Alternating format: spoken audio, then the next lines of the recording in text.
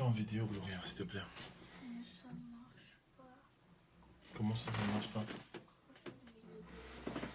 Quand tu mets quoi? Le code G-L-O-R-I-A. N-A-N-C-Y. Mais c'est ce que j'ai mis. Va essayer encore. Sinon après je viens.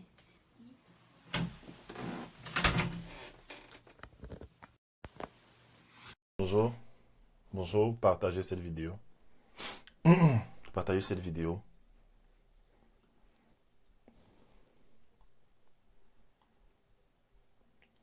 Bonjour à tous.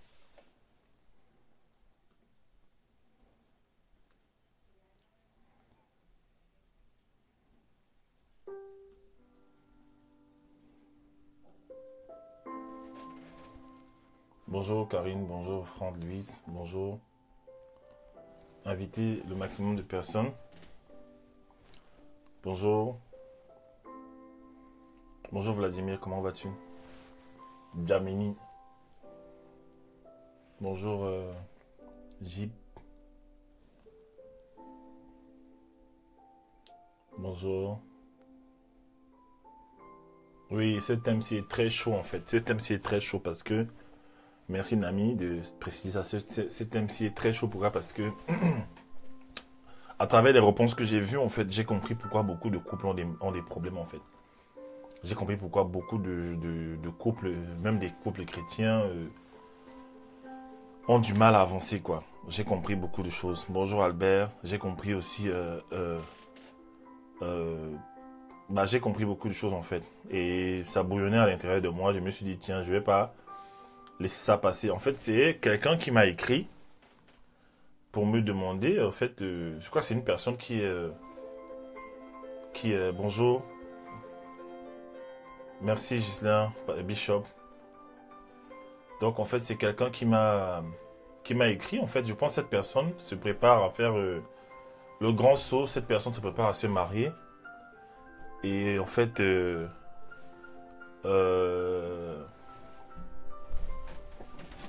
j'arrive tout à l'heure.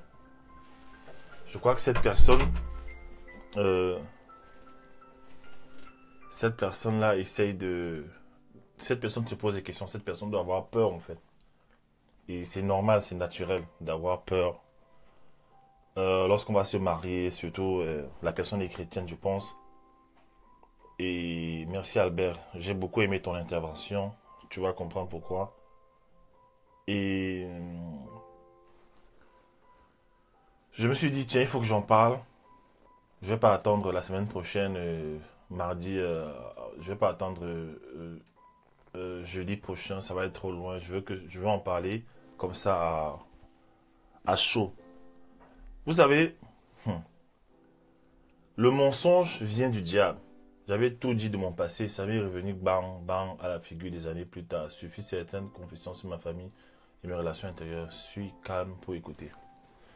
On va commencer. Seigneur, merci pour ce moment. Saint-Esprit, inspire-moi, aide-moi à travers la parole pour aider quelqu'un ici, pour peut-être donner une piste de réponse à quelqu'un ici, pour encourager certaines personnes aussi qui sont, je sais, ce sujet important parce que beaucoup aspirent au mariage et aide-moi à dire la vérité, à donner aussi quelques exemples en fait qui vont édifier certains. Au nom de Jésus-Christ, amen.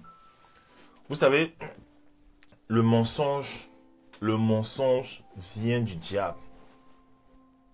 Le mensonge vient du diable. Le mensonge, c'est la stratégie du diable en fait pour désamorcer les êtres humains, détruire les couples en fait. D'accord? La question c'était, que je la relise bien. La question c'était, bonjour coach William, j'espère que vous allez bien.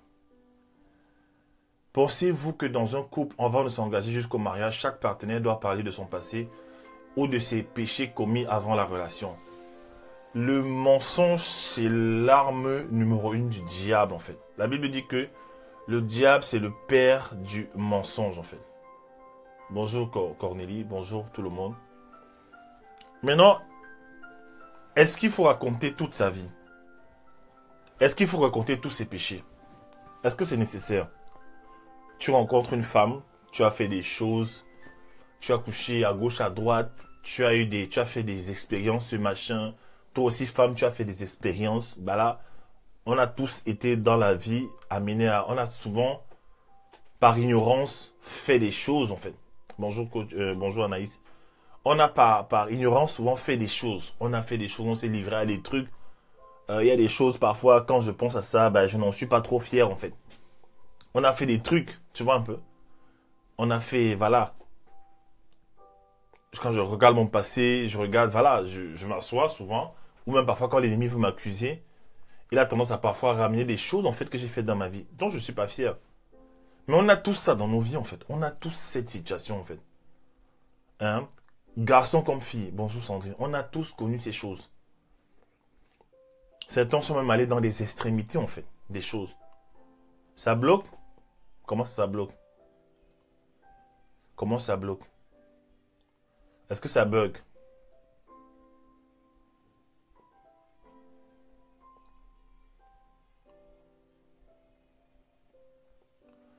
Ça bug ou ça passe?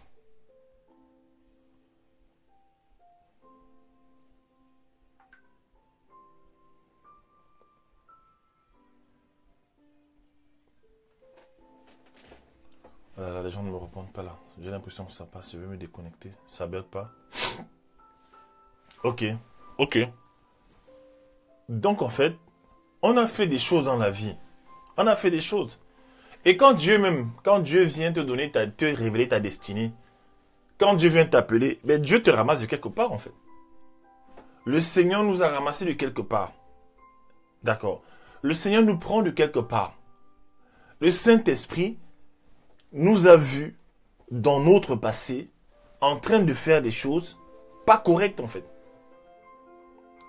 Il nous a vus dans notre passé faire des choses en fait. Il nous a vus faire des choses. Hein? Il nous a vus, le Saint-Esprit nous a vus quand nous étions en boîte de nuit. Le Saint-Esprit me voyait quand j'étais... l'année où je suis arrivé au Mozambique, avec des Mozambicaines, quand je faisais des trucs. Hein? Il nous a vus faire des choses en fait. Il nous a vus dans beaucoup de choses. Le Seigneur savait ça. Même parfois, il y a des gens, quand tu étais en train de faire, peut-être dans un acte sexuel, on va parler cash. Bah, le Saint-Esprit vient et te dit dans ton cœur, tu sens que Dieu te dit non, c'est pas bon. Chaque fois, tu dis, tu fais comme tu n'entends pas, tu sais ça en fait. Donc en fait, on a tous, d'une façon ou d'une autre, en fait, vécu des choses. Maintenant, il arrive qu'à un moment donné, tu décides de mettre ta vie en ordre. Et là, avec ton conjoint, si tu marches dans la vérité, bah, il va falloir se raconter des choses. Maintenant, est-ce que je te demande de raconter, est-ce qu'on te demande de raconter tous les détails de ta vie? Est-ce qu'on te demande de raconter les positions, le nombre de personnes avec qui tu es sorti? Celui qui te demande ça, il exagère en fait. Tu vois un peu? Mais pour la longévité du couple en fait, pour la longévité du couple, pour que l'amour dure, il faut qu'au milieu de vous, qu'on ne trouve pas de mensonges. Il y a des mensonges qui peuvent porter préjudice à la pérennité d'un couple. Je me souviens, quand je vivais au Cameroun, j'allais dans un quartier qu'on appelait Emana. Un quartier qu'on appelait Emana. Je crois que c'était à côté de la présidence, à Yaoundé. Quartier Emana. Mon grand frère habitait là-bas. Et j'allais lui rendre visite chaque 2 semaines comme ça. Voilà, on passait parfois une journée, je rentrais chez moi. Et là-bas, il y avait une femme qui habitait dans une grande maison là-bas, dans cette zone-là. Cette femme, c'était la femme d'un pasteur. Cette femme elle s'était mariée avec lui et elle a fait 3 fausses couches. Elle a fait 3 fausses couches en fait. Et elle pleurait, elle pleurait, elle pleurait, elle pleurait, elle pleurait, elle pleurait, elle pleurait, elle pleurait. On ne comprenait pas. Son mari et elle ont prié, fatigué, on ne comprenait pas. Et Dieu va révéler en fait que les 3 enfants qu'elle a perdus correspondent aux 3 enfants en fait dans son passé qu'elle avait avorté en fait. Écoutez bien ce que je vous dis, hein. Correspond aux 3 enfants qu'elle a avortés dans son passé. Je ne dis pas que c'est une généralité. Je vous parle d'un cas de figure qui a été réel en fait. Donc en fait, c'est comme si elle payait les conséquences en fait de ces avortements passés. Parce qu'il y a des femmes en fait dans les relations. Moi j'ai vu ça, c'est un truc qui est assez extraordinaire quand même. Il y a des femmes dans les relations. Tu leur dis arrête le sexe, elles ne comprennent pas. Arrête le sexe, ça va te créer des problèmes. Elle dit ah code, laisse les histoires de vos histoires de Dieu là, laisse vos histoires de Dieu là, ah ça cale quoi. Je mets la pilule, je prends la pilule, je me protège, on se protège. J'ai l'impression que parfois on parle et les gens ne comprennent pas. Et après elle tombe enceinte. Elle tombe enceinte en fait. Et elle se retrouve en train de faire quoi? En train d'avorter. Tu te retrouves en train d'avorter. D'accord? Le problème, c'est quoi? C'est qu'un avortement, ça reste un crime, en fait. Il y a des gens pour qui, dès qu'elle est enceinte, pour elle, c'est facile d'aller dans un cabinet, voir quelqu'un faire une interruption volontaire de grossesse, la IVG, machin, on enlève, en fait. Il y a les gens, pour eux, c'est facile, en fait. Tu as des rapports sexuels, tu avortes à gauche, à droite, tu avortes. Il y a les gens qui pensent que pour eux, c'est rien, en fait. C'est un crime, en fait. C'est un crime. Parce que cette personne qui était dans ton ventre, là, Dieu avait déjà déposé dans cette personne une destinée, en fait. Chaque fois qu'il y a avortement, il y a une destinée qui est brisée. Écoutez bien ce que je dis. Parce qu'on est dans une société qui est hyper sexualisée. Les gens blaguent avec. On est dans une société qui est hyper sexualisée. Le sexe, bon, on s'amuse, on s'en fout. On fait comme on veut. Ah, machin, truc, voilà quoi. Hein? Il y a même des filles, elles tombent enceintes. Le gars dit qu'il ne veut pas l'enfant, sinon il la chasse. La fille va avorter juste pour rester avec le gars. On a vu ça. J'ai vu ça en fait. J'ai vu ça. Tu es enceinte un temps, tu pleures. Après un moment donné, tu ne parles plus de l'enfant. L'enfant est où? Le ventre est devenu plat, machin, tout, tu restes avec le gars. Tu vois un peu? Maintenant, plus tard dans ta vie, tu as avorté comme ça, 1, 2, 3 fois. Ou même toi, Marie, tu as fait avorter des femmes. Tu as fait avorter des femmes.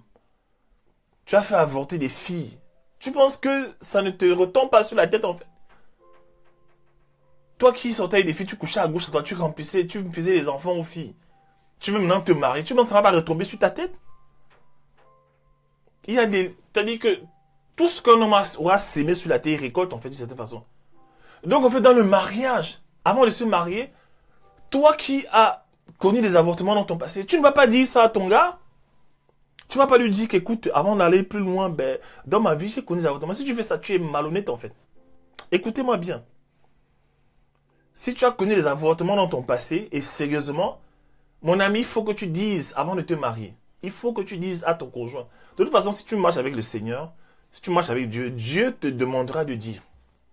Dieu te demande, le Saint-Esprit là, que je connais là, il te demandera de dire. Pourquoi? Parce que, si demain dans le mariage, il y a des gens comme ça. La femme, par exemple, elle ne savait pas. Elle ne comprenait pas pourquoi est-ce qu'elle perdait ses enfants. Elle ne comprenait pas. Elle est mariée, son mari est pasteur. Ils sont des pasteurs, ils sont dans le Seigneur. Ils prient pour les gens. Ils chassent les démons, ils sont saints. Mais pourquoi est-ce que je n'arrive pas à accoucher? Après, le Saint-Esprit va révéler que quand tu étais jeune, là, tu t'amusais. Le péché a été pardonné, n'est-ce pas? Le péché a été pardonné. Le sang de Jésus a tout couvert. Mais les conséquences, n'oubliez jamais ça. Si je te fais du mal, Dieu va me pardonner. Dieu va me pardonner. Dieu va me pardonner. Mais les conséquences là, je vais les rencontrer en chemin sur cette terre en fait. Vous voyez ça? De la même façon que quand tu fais un enfant, parce que tu t'amusais beaucoup dans ta jeunesse, tu as peut-être 18 ans, tu fais un enfant, alors que tu avais une carrière prometteuse, les conséquences en fait, directes dans ta vie, c'est que tu vas devoir t'occuper de l'enfant là, que tu le veuilles ou pas. Tu as fait naître quelqu'un qui a déjà une destinée. Et si tu t'amuses, même l'État te poursuit en fait. Il y a toujours des conséquences. Il y a toujours des conséquences. Les gens pensent souvent que, ah non, je sors. Il y a même des filles, j'entends souvent des trucs qui me choquent en fait. Il y a des filles, j'entends des choses qui me choquent, je vous assure. Aujourd'hui, si, qui couchent sans préservatif. Déjà, coucher hors mariage, c'est dangereux. Vous me connaissez, j'en parle tellement. Mais il y a des filles aujourd'hui, là, elles couchent sans préservatif et elles jouent les filles choquées, en fait. Elles ont des rapports sexuels sans préservatif. À l'heure actuelle, on dit que le sida, le taux de prévalence au sida est grave. Il y a des filles aujourd'hui qui ont des rapports sexuels avec des gars qui ne sont même pas leur mari, sans préservatif. Vous blaguez souvent. Nous, vous, par exemple, là sur Facebook, vous ne voyez pas les conséquences dans la vie. Mais nous, les coachs, en privé, en fait, les histoires des gens qui sont bloqués, les témoignages, parfois ça nous fatigue tellement que tu as besoin d'être stable émotionnellement. Tu dis à la personne, ok, bah, je t'envoie chez telle personne, je t'envoie. Il y a les gens même que j'envoie chez d'autres coachs exprès parce que je ne peux pas gérer, en fait. Il y a des conséquences. Il y a des conséquences. Donc, en fait, cette femme-là qui a avorté 3 enfants, elle se demandait pourquoi est-ce que elle n'arrive pas à accoucher. Et le Saint-Esprit lui a révélé que quand tu étais jeune, tu t'amusais, tu as avorté 3 enfants. Et tu payes les conséquences maintenant. Elle et son mari, elle a dû dire à son mari. Elle a dû dire à son mari. Comme tu vois là, moi j'ai avorté dans la jeunesse. C'était comme une grosse boule dans la bouche, dans la gorge. C'était quelque chose de lourd en fait. J'imagine un pasteur, un homme de Dieu. Pour lui, c'était difficile. Mais la pilule est passée. La pilule est passée. Pourquoi? Parce que ce qui est à toi est à toi. Ce qui est à toi est à toi. La pilule est passée. Alors qu'est-ce qui s'est passé? Ils ont continué leur vie. Et maintenant, elle a commencé à accoucher. Elle a demandé pardon à Dieu pour ça. Elle a commencé à accoucher en fait après avoir perdu tes 3 enfants là. Tu vois ça? Il y a des femmes, parfois, tu les vois. Bref, j'avance. Donc, en fait, au début de la relation, avant d'aller se marier, là, mon ami, une des choses qu'il faut faire d'abord, quand vous allez vous marier, il faut aller faire ce qu'on appelle les brisements des liens d'âme, là. D'accord? Avant de vous marier. Parce que chaque personne avec qui tu as des rapports dans ton passé, tu es marié avec ces personnes. La Bible dit que celui qui va avec une prostituée devient avec elle une seule chair. Il faut briser ça, premièrement. Il faut briser ça. Je me souviens quand je me suis marié au Cameroun, on était avec notre pasteur, ça c'était les fiançailles, il nous a amenés dans son bureau, chacun passait dans son bureau, ma femme et moi, chacun en privé, et chacun brisait les liens d'âme en fait. Tu brises les liens d'âme des gens avec qui tu es sorti en fait, avec qui tu as des rapports dans ton passé. Voilà, tu dois briser ça en fait. Et les gens, tu ne peux pas rentrer dans le mariage comme ça, non? C'est pourquoi parfois vous entrez dans le mariage, les gens entrent dans le mariage, mais ton âme est toujours attachée à un ex ou à une ex. Tu es marié, sur ton lit la nuit, tu penses à ton ex. Imagine, tu es en train d'avoir un rapport sexuel avec ta femme et c'est le nom de ton ex qui sort. Les liens d'âme ne sont pas coupés. Les liens d'âme ne sont pas coupés en fait. C'est très important, je vous assure, c'est très important. Les gens blaguent avec. Maintenant, est-ce qu'il faut tout dire? Je ne suis pas d'accord avec ça. Parce que l'autre en face, peut-être ne peut pas encaisser le choc. Ne peut pas encaisser le choc.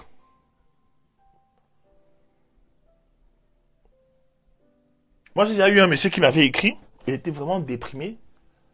Et il m'a dit que, par rapport à sa copine, déjà il n'était pas marié, par rapport à sa copine, tout ce que sa copine lui a dit, parce que sa copine était franche avec lui, tout ce que sa copine lui a dit de son ex, parce qu'elle avait un ex avec qui elle a vécu des choses, voilà, des trucs, voilà. Il dit que ça le tourmente en fait. Donc, c'est pas tout le monde, bonjour Bishop Stevie, c'est pas tout le monde qui peut supporter.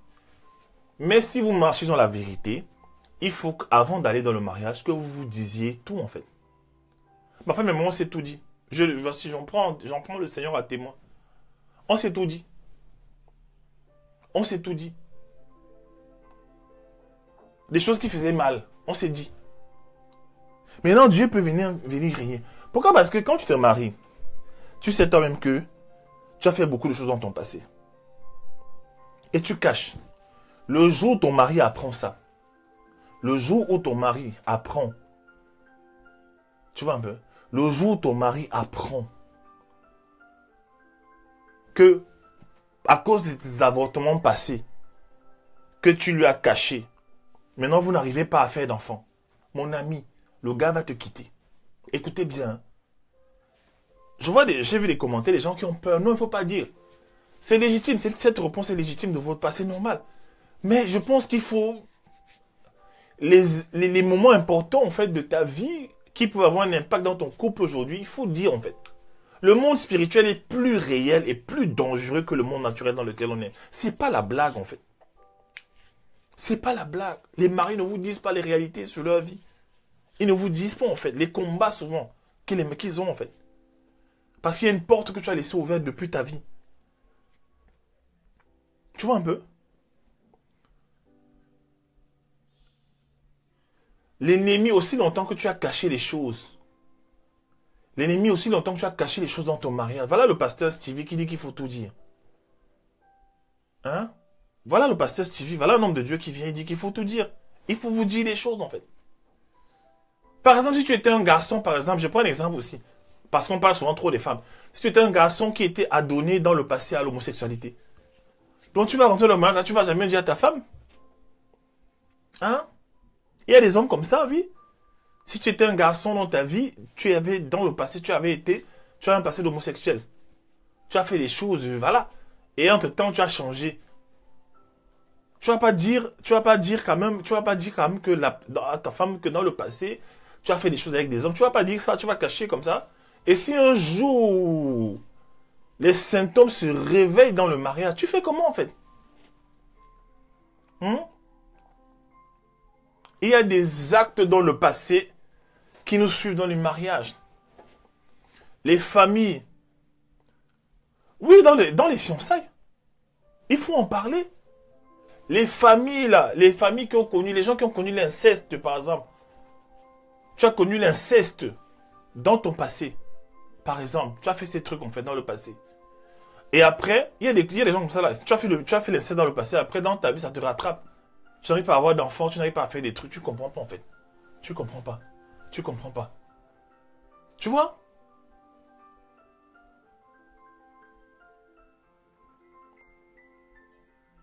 Non, on va dire au début, avant, en tout cas, whatever, hein, whenever you want, avant le mariage. La Bible dit que deux personnes, écoutez bien, la Bible dit, deux personnes peuvent-elles marcher ensemble sans s'être mises d'accord? Regardez bien, deux personnes peuvent-elles marcher ensemble sans s'être mises d'accord? Il y a des gens qui sont mariés qui ne se sont pas mis d'accord, hein.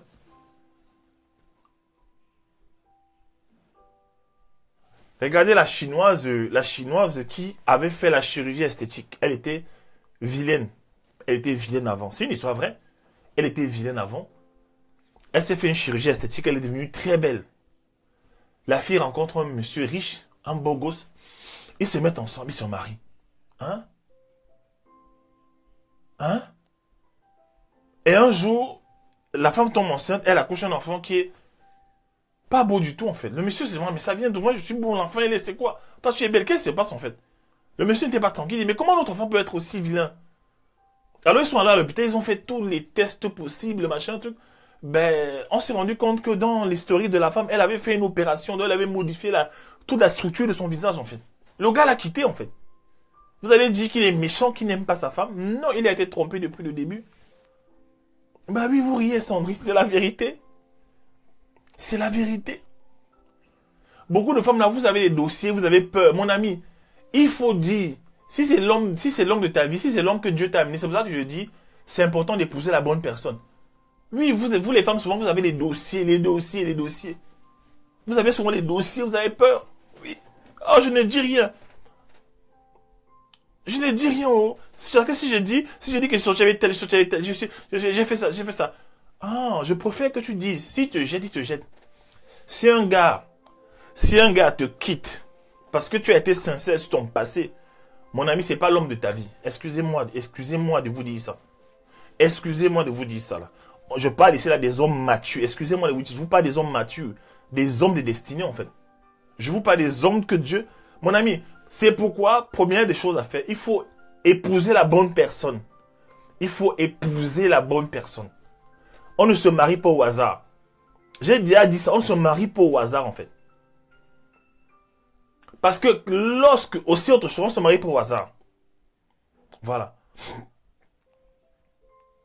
Et quand un homme aime, écoutez bien, peut-être parce que vous les femmes, nous, vous parlez du mariage tout le temps. Moi, je vous ai donné un secret hier. Je vous ai dit que quand un homme t'aime, il va te verrouiller. Écoutez bien.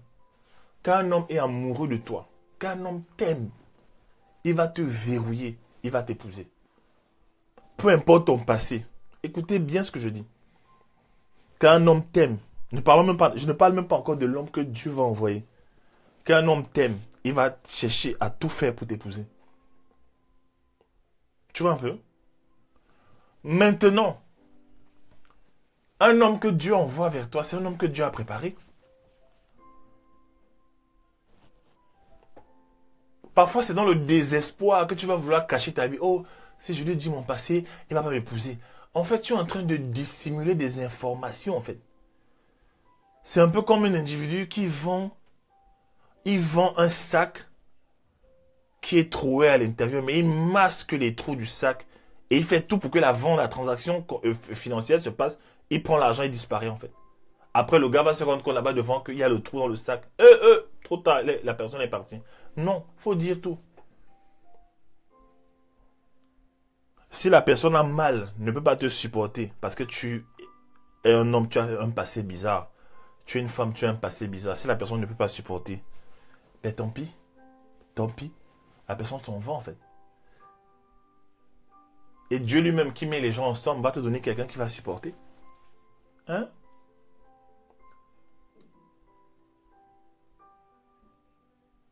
C'est ça. Un homme que Dieu va envoyer pour toi, Dieu va le préparer émotionnellement.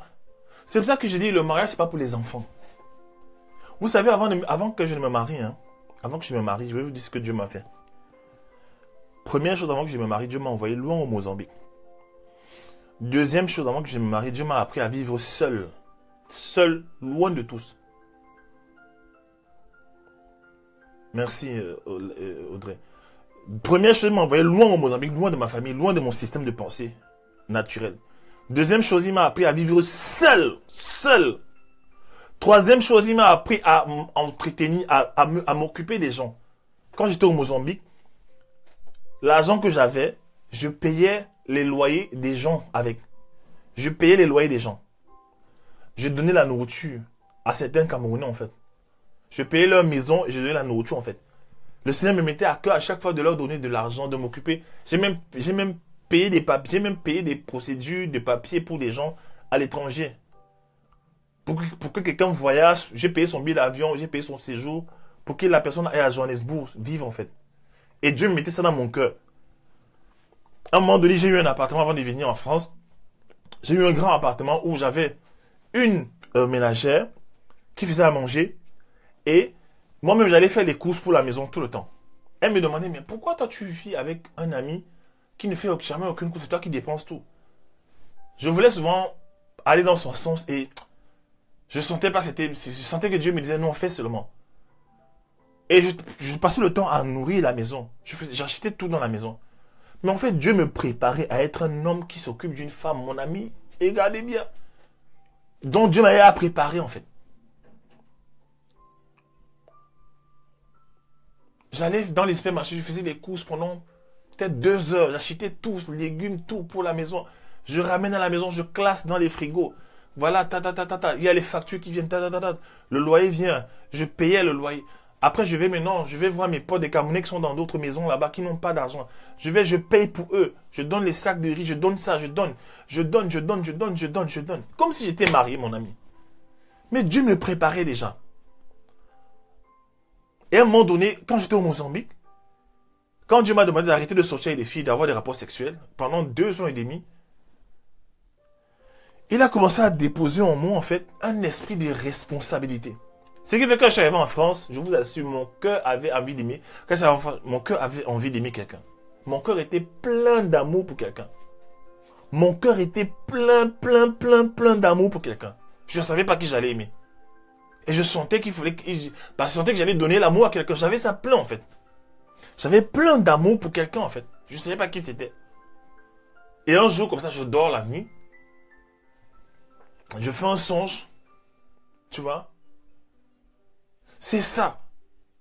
Faut pas avoir peur. Merci, Bishop. Je fais un songe où je me vois sur le pont d'un bateau et derrière moi, il y a une femme. Il y a une femme. Elle court vers moi, comme dans les films. Je cours vers elle. Elle court vers moi, je cours vers elle. Et on se prend dans les bras. Et quand je la prends dans les bras, l'amour que j'avais qui débordait là, je partage à cette personne et on s'aime comme si on se connaissait depuis, on s'aime. On se serre dans les bras, on s'aime, on s'aime. Et je me réveille.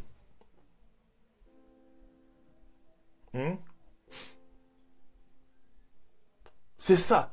Je me réveille en fait. Je me réveille. Et c'est l'année où Dieu m'a annoncé le mariage. Et quelques temps après, j'ai rencontré ma femme en fait. Mais j'avais beaucoup d'amour. Donc qu'est-ce qui s'est passé? Et même avant ça, j'étais blessé en fait. Les 2 années et demie où je suis resté sans coucher avec des femmes, sans avoir des rapports sexuels avec des filles, sans sortir avec des filles. Je vous assure, c'était un combat. C'était un combat. C'était un combat. Des choses que tu as facilement, finalement, Dieu te dit que même si c'est facile, laisse, mon frère. Donc en fait, le Seigneur me préparait. Il me préparait. Donc en fait, quand je suis arrivé, j'ai rencontré Joanna. J'ai commencé à lui donner de l'amour. Et l'amour que j'avais pour elle était tellement fort que, même si elle me disait quoi, j'allais seulement l'aimer. Écoutez bien. Même si on m'avait dit que, même si un jour, on me disait que non, c'est une fille qui est au bois de Boulogne. Tu entends? Même si on me disait qu'un jour, c'est une femme, c'est une prostituée, voilà. Cet amour que j'avais, je sais pas, ça venait de Dieu, en fait. C'était tellement fort. Dès que je l'ai vu, dès que je l'ai vu, j'ai commencé à lui demander le mariage. Elle a commencé à avoir peur. Et un jour, Dieu m'a dit, arrête de lui demander ça. C'est ta femme, arrête de lui demander ça. Reste tranquille. C'est elle-même qui reviendra avec le sujet. Donc j'ai laissé. Ouais, ça. C'est vous qui vous vivez dans les films, en fait. Oui, s'il apprend que machin, il va me quitter. S'il te quitte, c'est que c'était pas ton homme. Oui. S'il te quitte, c'est que c'était pas ton homme. Stormy Omasia, dans son livre The Power of a Praying Husband, elle disait que Dieu compte sur toi, Marie, pour restaurer ta femme. Et elle disait que Dieu te donne une femme qui n'est pas parfaite. Il te donne un conjoint qui n'est pas parfait. Merci beaucoup à vous qui êtes connectés à travers Audrey. Oui, le mensonge. Parce que par exemple, si tu es fiancé avec une femme et que tu apprends son passé tumultueux, par exemple, ou tu es fiancé avec un homme et tu apprends son passé tumultueux, ça va t'énerver pendant un temps. Sois honnête. Ça va t'énerver un temps.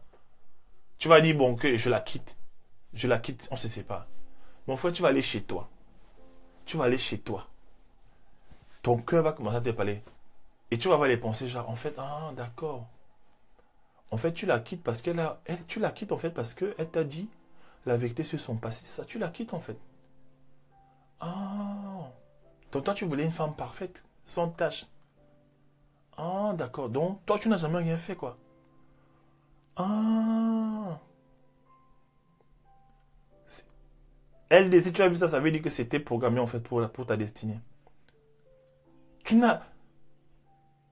Ah, donc tu n'as... Ah, donc tu la jettes parce que... Oh, tu la jettes parce que... Et c'est comme ça que Dieu parle. Hein. Dieu va venir, il va dire... Oh, tu la jettes parce que... Parce que... Elle a osé te raconter son passé. Ah, et toi, quand tu couchais avec les filles, les sœurs des autres, les filles avec qui tu as couché dans ta vie, ah, tu veux la perfection? Ok. Et voilà comment certaines personnes ratent. Vous pensez que beaucoup de gens ne sont pas mariés, pourquoi? Je vais vous donner la révélation. Vous pensez que beaucoup de chrétiens là ne sont pas mariés, pourquoi? Les païens même se marient plus que les chrétiens, vous savez ça? Vous pensez que beaucoup de chrétiens ne sont pas mariés, pourquoi? C'est à cause des considérations religieuses, de méchanceté, le cœur mauvais, de jugement, de pharisaïsme en fait. Les trucs que non, vous voulez les gars parfaits, vous voulez la fille parfaite, tu veux le mec qui a déjà tout, tu veux le mec qui a... Regardez comment Jésus regarde la femme prostituée. Il dit à la femme prostituée. Les gens viennent pour la lapider. Les gens viennent pour la lapider. La femme adultère. Les gens viennent pour la lapider. On vient pour la lapider. Jésus, il commence à tracer quelque chose au sol. il trace quelque chose au sol. Il dit que celui qui n'a jamais péché lui lance la première pierre. Ok, lancez la première pierre. Vous n'avez jamais péché. Vous n'avez jamais couché avec les femmes des gens. C'est ce que Jésus leur disait en fait. Vous n'avez jamais couché avec les femmes des gens. Hein? Vous ne vous êtes jamais masturbé. Vous n'avez jamais violé les femmes. C'est ce que Jésus disait à ces gens en fait. Donc comme vous êtes des super saints, tuez-la donc. Lancez la première pierre. Pourquoi est-ce qu'ils n'ont pas pu tuer cette femme adultère? Pourquoi est-ce qu'ils n'ont pas pu la tuer? Dites-moi un peu. Pourquoi est-ce qu'ils n'ont pas pu la tuer? Pourquoi? Vous savez pourquoi? Parce qu'eux-mêmes se sont souvenus de leur dangereux péché.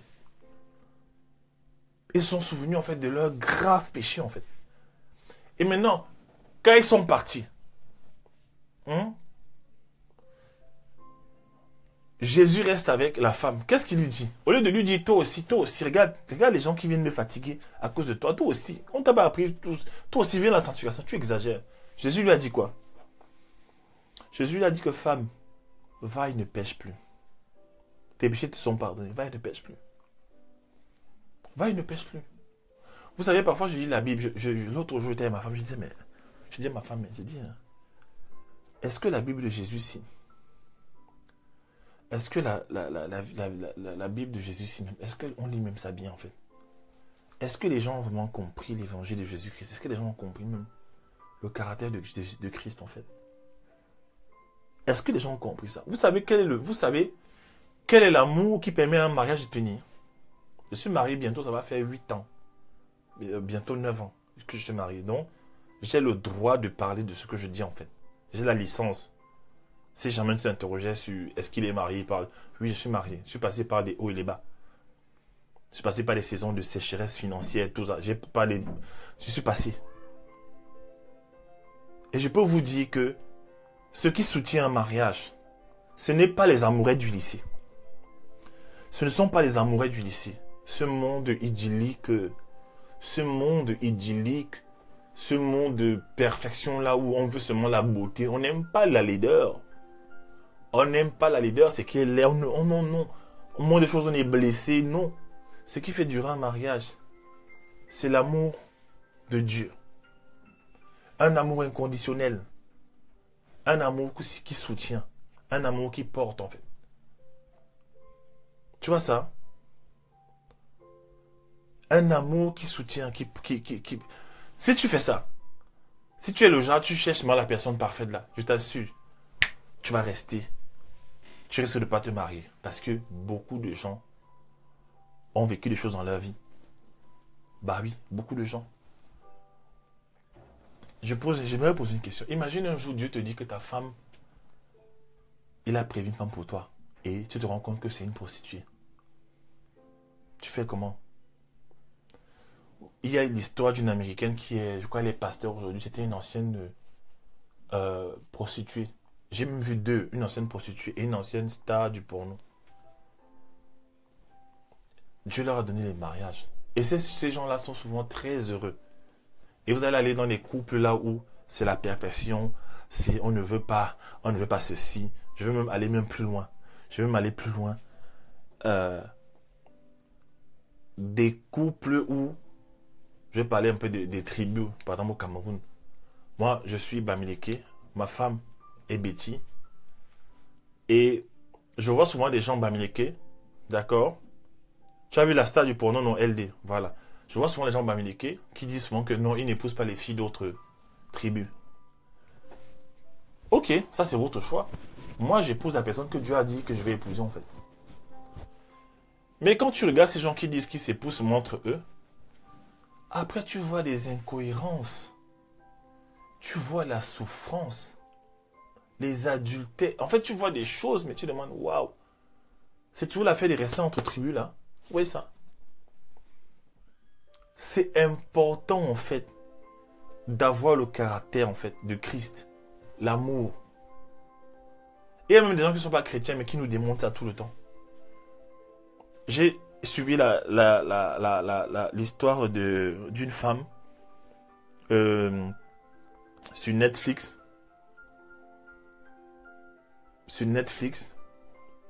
Une prostituée brésilienne très connue. Elle a écrit un blog, elle a fait un livre qui a été vendu à des millions d'exemplaires au Brésil. Elle, c'était une prostituée. elle avait tout. Dans le monde de la prostitution, elle a gagné l'argent, tout ça, machin, truc. Mais elle n'était pas bien. Il y a un homme qui venait souvent avoir des rapports sexuels avec elle. Il venait souvent la payer. Et un jour, comme ça, il arrive, il cogne à la porte, elle vient. Elle commence à se déshabiller. Le gars dit non, non, ne te déshabille pas, je veux juste parler avec toi, en fait. Je veux juste parler avec toi. Ils sont mis à la fenêtre, ils ont commencé à parler, ils commençaient à fumer, ils parlaient, ils fumaient. Ils parlaient, ils fumaient, ils parlaient. Ils racontaient leur journée. Ils demandaient à la fille, mais comment dit ta journée, ta semaine? Ah, c'était là, je suis fatigué. Bon. C'est quoi tes rêves? Il a commencé à dire, mais c'est quoi tes rêves? C'est quoi tes ambitions? Qu'est-ce que tu veux devenir en fait? Elle a dit, bah moi je rêve d'avoir une grande maison, de voyager. Elle lui a dit ces choses en fait. Et lui, il a commencé à l'aimer. Donc il venait, de plus en plus il venait pas pour avoir des rapports sexuels avec elle, juste pour passer du temps avec elle en fait. Tu vois? Et après, il est parti. Il est venu un jour, elle avait passé une journée où, bon, elle a eu beaucoup de personnes sexuellement, qui l'ont fatiguée. Elle s'est retrouvée aux urgences. Elle a failli mourir. Qui est venu la chercher? C'est le monsieur. Hein. Le monsieur savait qu'elle était prostituée. Il est venu la chercher. Il s'est occupé d'elle, il l'a soignée, tout ça. Il la met dans sa voiture. Maintenant, il dit à la fille, arrête cette vie, je vais t'épouser. Je t'aime, je m'en fous de ta vie. Arrête, je t'aime, je t'aime, je t'aime, je t'aime, je t'aime. La fille lui dit que non, je ne peux pas. Elle est sortie de sa voiture. Finalement, elle n'accepte pas. Mais voilà un homme qui avait aimé quelqu'un qui était dans cette vie-là. Pourquoi est-ce que je fais comprendre ça? Je fais comprendre ça tout simplement pour dire que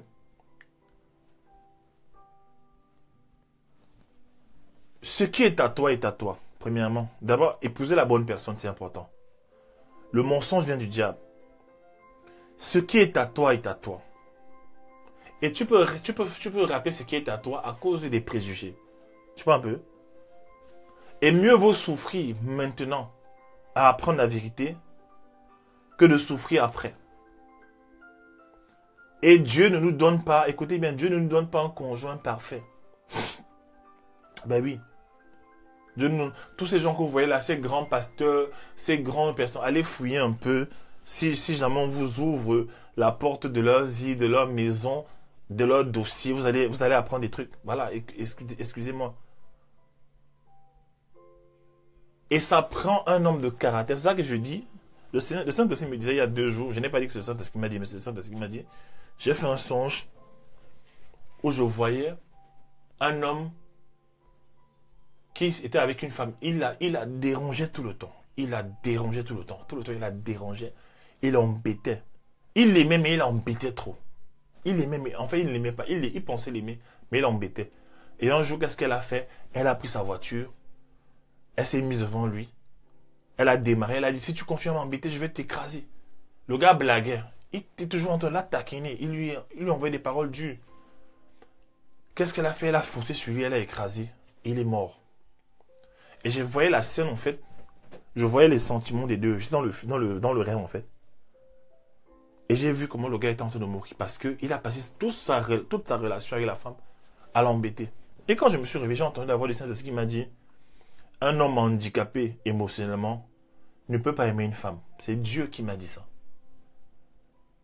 Tu vois ça? Ça veut dire quoi?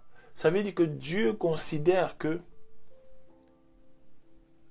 un homme qu'il envoie pour se marier, c'est un homme qui l'a travaillé, un homme qui est solide en fait émotionnellement.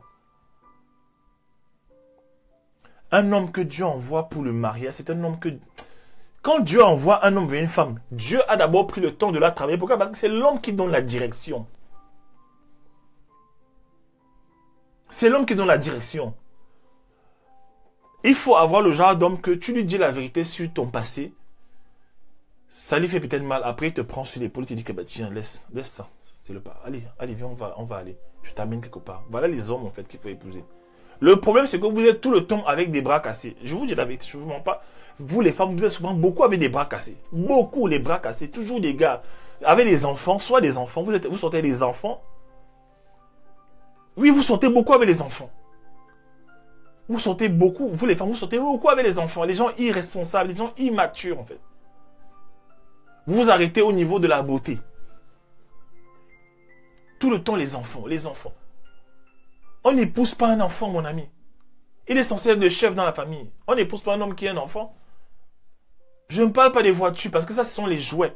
Même les bébés et les petits garçons, ils ont les jouets. Ils ont les jouets. Les petits bébés, ils ont les jouets. Donc, un grand garçon qui a beaucoup de voitures, des bijoux, des bling-bling, tout ça, ce sont des jouets pour lui, en fait. Oui. On n'épouse pas un enfant. En femme, tu ne donnes pas ta vie à un enfant. S'il faut attendre des années pour qu'il devienne un monsieur, tu attends. On n'épouse pas un enfant. Par contre, Dieu peut permettre, j'en discutais avec ma femme, Dieu peut permettre que la femme arrive dans le mariage étant brisée et maintenant là tu vas faire un travail. Tu vas faire un travail de restauration. Tu vas faire un travail de restauration avec le Saint-Esprit. Moi je dis ça, c'est les lectures que je lis. Hein. Stormy Omation, elle est experte, donc elle en parle. Elle dit que Dieu t'amène la femme et Dieu compte sur toi le mari pour l'aider. Mais Dieu compte sur qui? C'est toi le mari que lui-même il a d'abord travaillé.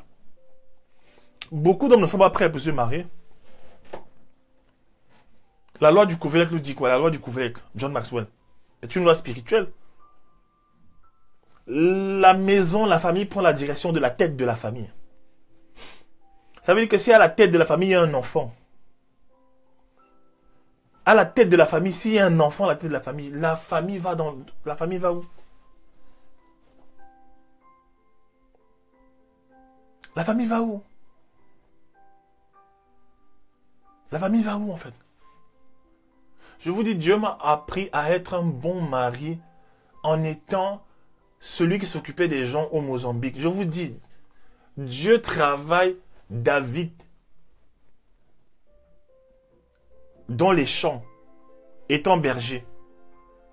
Et il voit que David est fidèle avec des animaux. Il se dit, mais s'il est fidèle avec les animaux, s'il donne de sa vie pour les animaux, il donnera de tout pour gérer mon peuple en fait. Donc moi j'étais au Mozambique, je m'occupais des gars, je payais la maison des gars, je payais la nourriture des gars, je m'occupais de leurs besoins, de toute maisonnée. Mais je ne savais pas que Dieu me préparait à être un bon père en fait. Donc les femmes, arrêtez d'épouser des enfants. Quand tu es avec un homme, observe-le. Est-ce qu'il est responsable? Est-ce que l'homme là est responsable? Je ne parle pas des gars qui sont là avec des lunettes, comme Fabelos, les lèvres roses, grande taille. Ils sont là sur Internet en train de manger les fruits là. Ils mangent les fruits. Il y a les gros pectoraux comme ça, machin, truc. Oui. Ça là, ça c'est la parure extérieure. Parfois vous voyez un gars, il est grand, il est costaud, il a tout. Mais c'est un enfant dans la tête. Un enfant. Comment est-ce qu'il gère les crises? Observe un garçon face aux crises de la vie. Comment est-ce qu'il gère les situations difficiles en fait? Comment est-ce qu'il gère les crises? Fabulos, Tom, tu comprends, hein, Lydie? Vous voulez seulement les gars qui mettent les Ray-Ban là, avec la barbe musclée, gentille, avec les lèvres roses là, quand tu passes, non, le gars là c'est la mort seulement. Oui, le gars là c'est la mort, mais c'est un bébé musclé. Un bébé géant, un bébé musclé. Il allait faire les haltères, il a pris un peu de trucs, de protéines. Mais dans la tête, là, il n'est pas musclé, en fait. Ben oui. Ben oui. Louis Farrakhan, il disait quoi? Il disait que chez les Noirs, ben... Il disait, oh là là, c'est dur à dire. Louis Farrakhan, il disait quoi? Louis Farrakhan, il disait que la différence entre les blancs, souvent, au niveau du mariage, ça c'est son point de vue, hein. Je reprends ce qu'il a dit. Ça peut nous édifier. Parce que il dit souvent des choses impertinentes. Il dit que chez les Noirs, les gens se marient comme ça. Ils se marient d'ici au sexe. Ils se marient d'ici au sexe. Tu vois un peu? D'ici au sexe, c'était ça. D'ici au sexe. D'ici au sexe. Ça veut dire quoi? Que les raisons pour lesquelles les gens se marient souvent sont très charnelles, sexuelles. C'est-à-dire, je l'épouse parce qu'elle a un joli corps. Je l'épouse parce qu'elle a des fesses rebondies. Je l'épouse parce qu'elle a une forte poitrine. Je l'épouse parce qu'elle a un bon teint propre.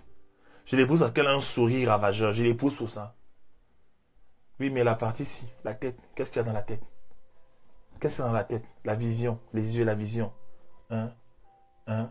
Qu'est-ce qu'il y a dans la tête? Le mental, le cerveau, qu'est-ce qu'il y a dans la tête? Où est le mental? Où est le mental? Les valeurs, c'est où? Vous laissez la tête, vous prenez seulement ici en bas. Tu prends seulement le corps.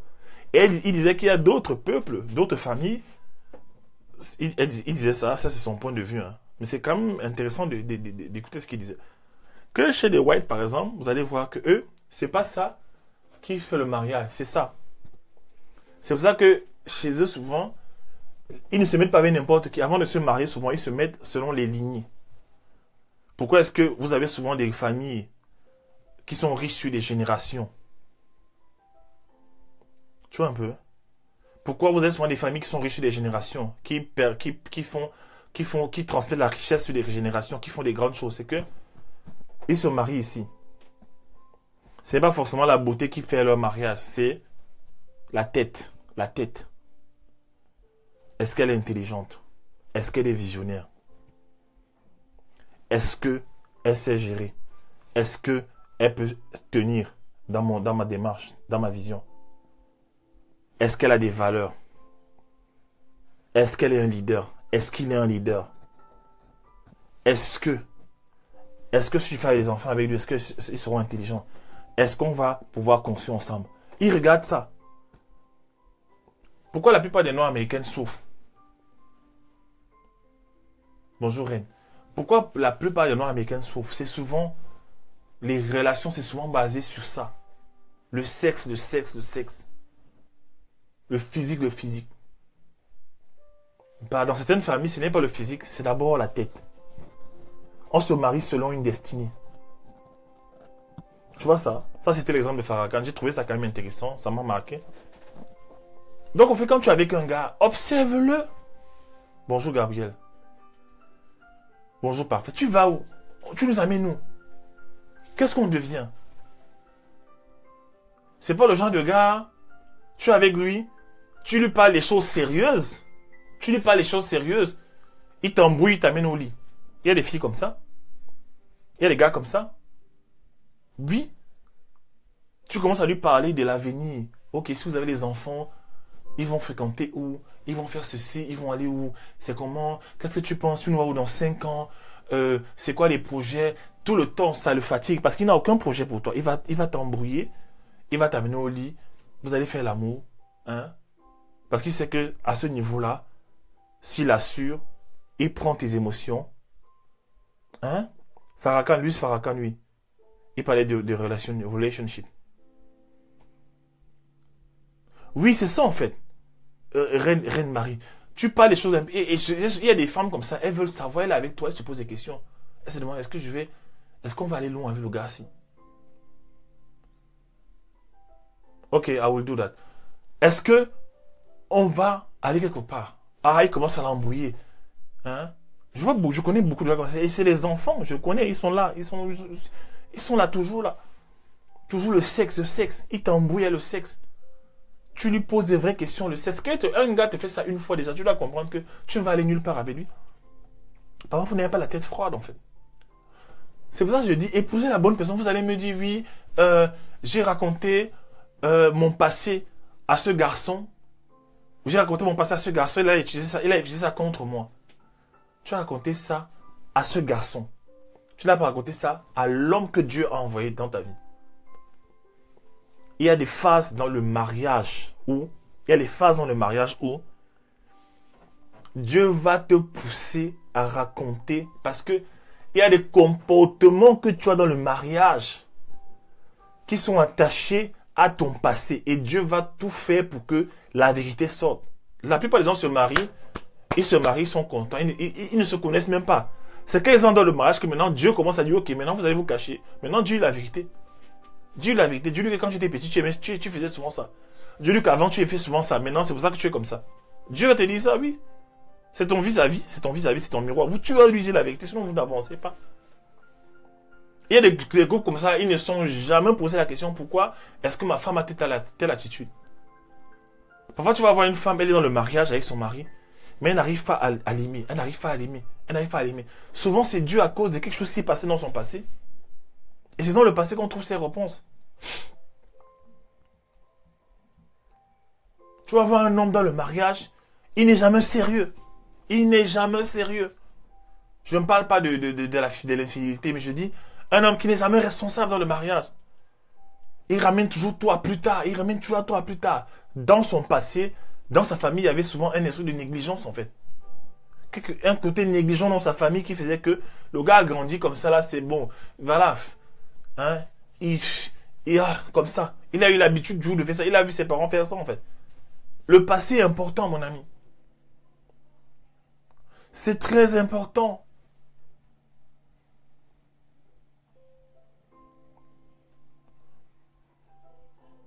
Parfois, vous êtes tellement désespéré par le mariage que vous acceptez n'importe quoi. Ne te marie pas avec un homme qui n'est pas mentalement prêt. Non. C'est l'homme qui doit t'amener. Ne te marie pas avec un homme qui est encore trop blessé. Trop blessé, là, il est blessé, il y pleure tout le temps. Hein? Tu vois un garçon, tout le temps là, il jette des habits, il fait ceci, tout le temps c'est toujours la négligence, tout le temps, rien n'est jamais sérieux dans sa vie. Aucune vision, tu es avec lui, aujourd'hui il fait ça, demain il fait ça. Il n'est jamais sérieux. Tu es avec un garçon, la moindre chose sérieuse que tu veux, le moindre sujet sérieux que tu vas aborder, ça devient la violence. Il parle, laisse-moi tranquille, il fuit toujours les choses. Ne te marie pas avec le genre de gars. Il va te fatiguer dans le mariage. Parce que dans le mariage, ce que vous ne savez pas, c'est que il y a des saisons difficiles dans le mariage que Dieu lui-même occasionne. Il y a des saisons difficiles que le Saint-Esprit lui-même provoque pour vous tester. L'élévation, là, quand vous voyez un couple que Dieu élève, en autorité, en onction, en grâce, en richesse, en tout. Dieu a testé ce couple. Je ne vous parle pas des histoires que j'ai lues dans les livres. Je ne vous parle pas des histoires que j'ai vues et que j'ai confirmées dans d'autres couples. Dieu testait les mariés. Oui. Dieu papa vous permet qu'au début de votre mariage, vous n'ayez rien. Comme ça, il vous travaille. Hein, on dit quoi? On the way up. Au fur et à mesure que vous montez, il vous travaille, le caractère. Il vous travaille. Maintenant, tu es là, tu tombes sur un gars que Dieu n'avait pas prévu pour toi. Un gars que Dieu n'avait pas prévu pour toi. Toi, au lieu de... tu as des regards sur Christ, tu as des regards sur la destinée. Lui est toujours en train de... Là, tu le regardes dehors. Oui, c'est ça, reine. L'immaturité. L'immaturité, ça dérange beaucoup de gens. Et les femmes sont désespérées. Il y a beaucoup de femmes qui sont désespérées. Beaucoup de femmes là sont désespérées. Elles ne savent pas quoi faire. Elles sont là, elles ne savent pas quoi faire. Vous pensez que beaucoup de femmes sont sur nous. Beaucoup de femmes sont sur nos vidéos de coaching là. Pourquoi? Vous pensez que beaucoup de femmes sont là. On pose des questions aux hommes sur internet, c'est les femmes qui répondent. Vous pensez que c'est pourquoi? Vous pensez que beaucoup de femmes là sur ces Facebook là, sur nos statuts de mariage, pourquoi c'est beaucoup de femmes? Parce que ça ne va pas. Beaucoup de femmes sont désespérées. Les hommes, les leaders, les gars forts, ils sont combien? Ils sont combien? Ils sont combien? Ils sont combien? Beaucoup d'hommes, oui.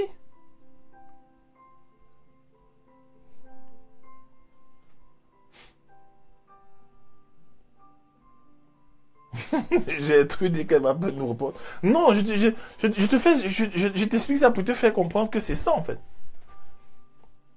Il faut toujours veiller. Il faut toujours veiller. Tu observes ton gars. Observe-le. Il faut tester, mon ami. C'est de Dieu de tester. Je suis en train de lire un livre sur l'autorité actuellement. Est-ce que je l'ai ici? Sur la puissance de l'autorité. Attends, est-ce que j'ai ça ici? Non, c'est pas ça, c'est au salon. Je suis en train de lire un livre actuellement qui est en train de révolutionner ma vie. Ça parle de l'autorité. My God.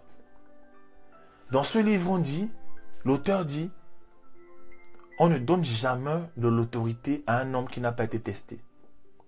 Never give promotion to an untested man. On ne donne pas l'autorité à un homme qui n'a pas été testé. On ne donne pas d'autorité à un homme qui n'a pas été testé. On ne donne pas de grandes responsabilités à un homme qui n'a pas été éprouvé. Il parle des tests de la célébrité, les tests de l'appétit sexuel, les tests. Hein? Tu veux mes secrets, Eliane? Vous voyez ça? Il parle de ça. Il dit, on ne donne pas de promotion à un homme qui n'a pas été testé. On ne donne pas de promotion à un homme qui n'a pas été testé. Adam n'a pas été testé. La moindre chose, il n'a pas pu gérer sa femme et le monde et s'est retrouvé dans cette situation en fait. On ne donne pas l'autorité à un homme qui n'a pas été testé. On ne donne pas la promotion à un homme qui n'a pas été testé en fait. Oui. Oh Seigneur. Moi-même j'ai été testé au Mozambique. Attendez. Gloria? Gloria? Gloria? Tata, tu peux me donner le livre qui est sur la table là? Sur le livre sur l'autorité, sur la table du salon. Oh. Dis que t'allais venir de... Oui, demande le livre qui est sur la table au salon, s'il te plaît. Le quoi? Le livre, un livre marron sur la table. Le quoi? Un livre marron sur la table, donne-le-moi. On ne donne pas de l'autorité à un homme qui n'a pas été testé. On ne donne pas d'autorité à un homme qui n'a pas été testé. Je pensais que c'était seulement dans le domaine du leadership au niveau des responsabilités, mais je me rends compte que c'est même dans le mariage. Tu ne donnes pas la promotion, c'est toi la femme. Merci. La promotion, c'est toi la femme. Voici le livre. Je vais vous lire quelques passages de ce livre. Oh là là, Seigneur. Darabasante. Vraiment, la connaissance, j'aime tellement la connaissance. C'est-à-dire, plus tu lis, plus tu comprends les choses. Oh là là, si les gens savaient. Je ne sais pas où se trouve cette page-là.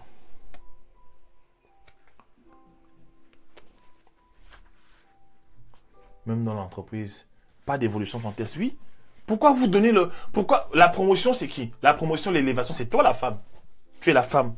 C'est toi l'objet de tous les désirs le jour du mariage. C'est toi la star. C'est toi la star. Hein? C'est toi qui arrive, je crois que c'est toi qui arrive en dernier. C'est toi l'objet du mariage. C'est toi que les photographes entourent. C'est toi qu'on veut voir. C'est ta robe qu'on veut voir. C'est toi l'objet du mariage. C'est toi la princesse, c'est toi la perle. C'est toi la perle. Il ne te donne pas à un homme qui n'a pas été testé, mon ami. Voici la révélation qui est en train de sortir, même pendant que je te parle. Ce sont des principes de leadership, mon ami.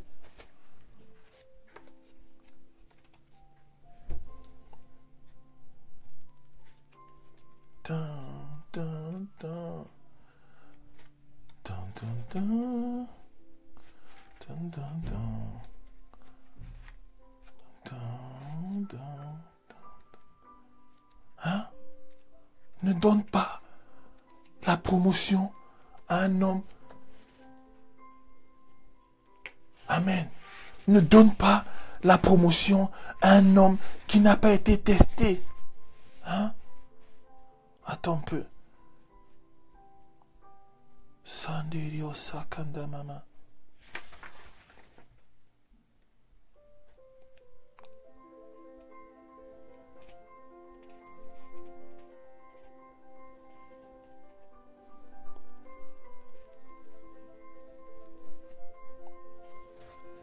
Ne donne pas la promotion à un homme qui n'a pas été testé.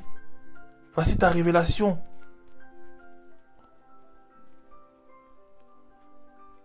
Oh.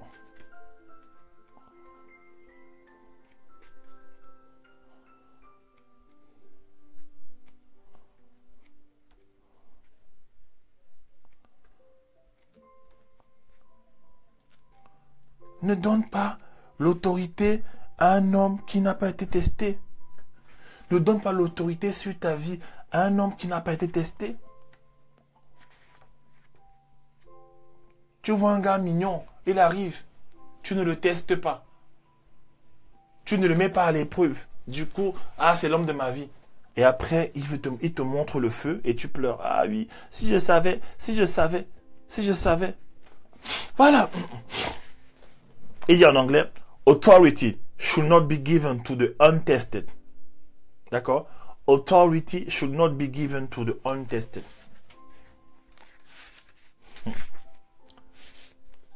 Il dit, tu dois d'abord évaluer la maturité d'une personne, en étudiant comment cette personne a été soumise aussi à une autorité dans son passé. Est-ce que la personne s'entend bien avec les autres? Est-ce qu'il est toujours dans les luttes, dans les bagarres, dans les discussions? Tu entends ça? C'est écrit là. Je pensais que c'était seulement dans le cadre du leadership organisationnel dans les entreprises. Mais je me rends compte pendant que je vous parle, c'est valable aussi dans les relations. C'est toi la promotion. Avec l'aigle, merci Eliane, avec l'aigle. Si je me raconte ça, ça va être encore compliqué, ça va être long. Mais voilà. Tu dois d'abord tester un homme. Quand il teste, c'est pas le goûter. Tu rencontres un homme, tu le testes. Est-ce qu'il est endurant? Est-ce qu'il est pas endurant sexe? Je parle pas de sexe, Mettez ça de côté. Vous savez ce que je pense dessus. Pas de sexe avant le mariage. Voilà. Teste-le d'abord dans son caractère. Teste-le. Regardez. Les gens qui n'ont pas été testés en ce qui concerne la soumission à d'autres, ce sont des leaders dangereux. Regardez. Une personne doit être capable de gérer ses désirs physiques avant de recevoir de l'autorité. Regardez. Voilà ça. A person must be able to manage his physical desires before being given authority and power. Une personne doit être testée, une personne doit être capable de gérer ses désirs physiques avant de recevoir l'autorité. Ah là là là là là là. Regarde, il parle des 3 tests. Le test de l'appétit. Ce test inclut la boisson, la nourriture et le sexe. Les 3 tests. La boisson, la nourriture et le sexe. Le test de la popularité. Test du pouvoir. Tu vois? Bref, c'est ça en fait. Ce sont les principes de leadership. Toi, tu es la femme. Tu es la femme. Tu es la femme. Tu es la femme. Tu es la promotion. Faut te considérer comme la... Toi, femme, il faut te considérer comme la promotion d'un homme. Ce n'est pas lui qui est ta promotion, c'est toi.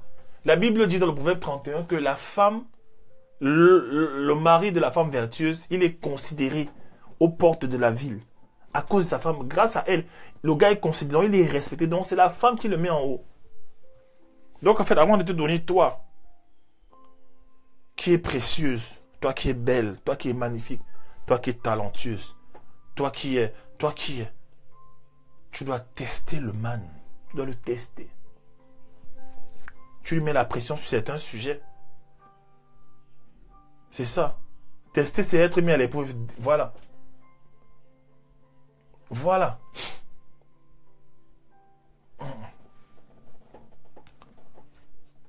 Voici ça. Lisez ce livre. Miles Monroe. The Power of Purpose of Authority. Voici le livre. Mais beaucoup de filles parmi vous, vous êtes tombées dans les relations sans tester les gars. Parfois même tu es dans une relation, le gars commence à se comporter mal. Mais en fait, il est en train d'échouer le test. Oui, ses fondations sont en train de craquer. Reste dans une relation longtemps avec un gars sans coucher avec lui. Reste dans la sanctification. Tu vas voir comment ses fondations vont commencer à s'ébranler. Tu vas observer en fait. Tu vas voir de quoi il est fait. Reste dans la sanctification. Reste dans ta voie, dans ta démarche originelle. Reste calme. Et tu l'observes. pendant cette période, pendant longtemps, tu vas voir comment ces fondations vont commencer à s'ébranler. Oui, tu vas voir ces fondations vont commencer à s'ébranler. S'il faisait semblant de ne pas coucher avec toi, son corps va commencer à le démanger. Ça va commencer à le démanger, il va bouger, il va bouger, il va bouger. S'il était là pour des intérêts, ben, puisque tu le soumets à l'épreuve pendant longtemps, il va commencer à ne pas tenir sur place. C'est ça. C'est pareil même avec les femmes. Si une femme est avec toi pour l'argent, et que pendant un certain temps, tu ne lui donnes pas l'argent, tu vas voir comment ses fondations vont commencer à être ébranlées, en fait. Elle va commencer à trembler. Où est l'argent? C'est même quoi ces relations? Je ne vois jamais l'argent. C'est quoi ce gars qui est chiche comme ça? C'est quoi ce gars? Ah, tu étais là pour l'argent, en fait. Hein? La Bible dit que lorsque les fondations sont ébranlées, que fera le juste? Quand tes fondations sont ébranlées, tu vas faire comment? C'est ça. Les fondations. Mais vous, dès qu'un gars arrive, il est mignon, beau teint, machin, ah non, c'est mon gars, c'est quoi? Ça fait longtemps, je ne sais pas, aucun gars ne m'a aimé. Hein, le doigt est facile, donc laisse-moi ça, coach, laisse-moi ça, le doigt est facile ici, là. Le doigt est facile, moi je tombe avec mon gars, voilà, on s'aime. Tu es jaloux, donc laisse-nous ça, follow de destinée. Tu t'en vas. 2 mois après, boum, enceinte. Boum, le gars est où? Disparu. Coach William, c'est là maintenant les statuts sur Internet. C'est là les statuts. C'est là les statuts. Oui. Hein? Tous les hommes sont des mauvais. Au moins, Jésus ne peut pas m'abandonner. Jésus, le seul amour sur qui on peut compter. Le seul, le véritable. L'amour. L'amour de tous les temps. L'homme qui ne trahit pas. Le seul homme de ma vie. L'homme qui ne peut jamais me laisser dans ma vie. Hein? L'homme fidèle. Hein? L'homme qu'on trahit mais qui ne trahit pas. L'homme qui a dit, Père, hein, pardonne-leur, car ils ne savent pas ce qu'ils font. Voilà. Oui, Marie, oui. Même les vautours entrent dans la maison de l'Éternel. C'est le test qui va le faire trembler. Reste 1 an reste même 3 mois, 4 mois avec un gars sans lui donner le sexe.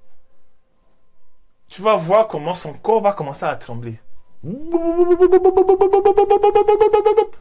La fille, elle veut quoi? Elle veut monter quoi? Qu'elle résiste quoi? Elle prie trop? Tu pries trop quoi? Tu pries trop quoi? Tu vas monter quoi? Tu veux dire que si on fait un peu, Dieu va nous punir. Dieu est amour, non? Dieu est amour, non? Votre église, tu es un peu trop chrétienne, tu es un peu trop sérieuse, hein? Bah oui.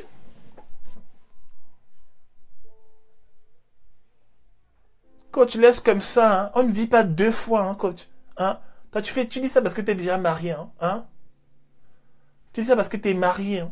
Tu as trouvé Johanna, maintenant tu te vantes là. Hein, vous êtes là sur Internet, vous faites des bisous, vous vantez. Vous pensez que nous aussi, on n'a pas droit un peu de bonheur? Quelle cruauté. Hein? Hein? Tu es là tout le temps avec les photos avec Johanna. Vous avez les 900 likes, les 1300 likes sur Facebook. Hein? Vous êtes là comme ça. Vous vous faites des bisous là sur Internet. Et vous pensez que nous aussi, on n'a pas droit à un peu de bonheur? Arrête un peu d'exagérer encore.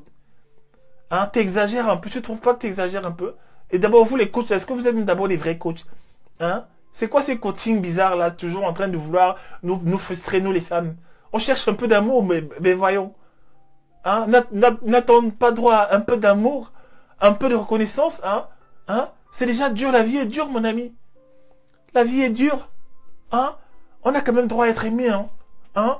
Tu vois que je me suis préservé comme ça pendant des années hein? Que j'en fabrique des garçons. Un bon gars vient, je dois réfléchir. Je réfléchis, c'est quoi? Je suis Dieu. Hein? Vous les codes, vous exagérez. Hein? Vous-même, vous êtes sûr que vous vivez ce que vous dites là? Hein? Vous êtes sûr que vous vivez ce que vous dites? Je vais prendre les gens en direct tout à l'heure. Vous êtes sûr que vous vivez ce que vous dites là? Hein? Vous êtes là marié. Hein? Faites des statuts sur Facebook. Vous êtes là heureux, entre vous, heureux. Et nous, on doit attendre dans la galère. On doit attendre dans la galère. Mon corps est en fer. Hein? Hein? Quand tu abuses. Quand tu abuses, tu enjoys ton mariage, on voit le love. Tu viens nous conseiller, nous les célibataires. Tu crois que l'homme est facile? Je vois là sur toi. Hein?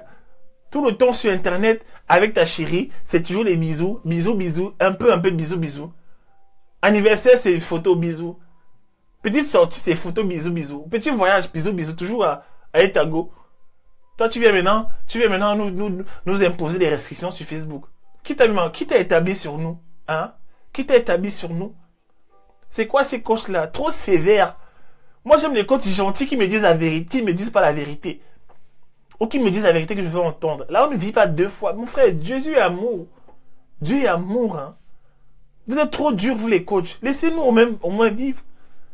Tu me demandes de tester les gars d'abord, d'éprouver les gars. Je suis une testeuse.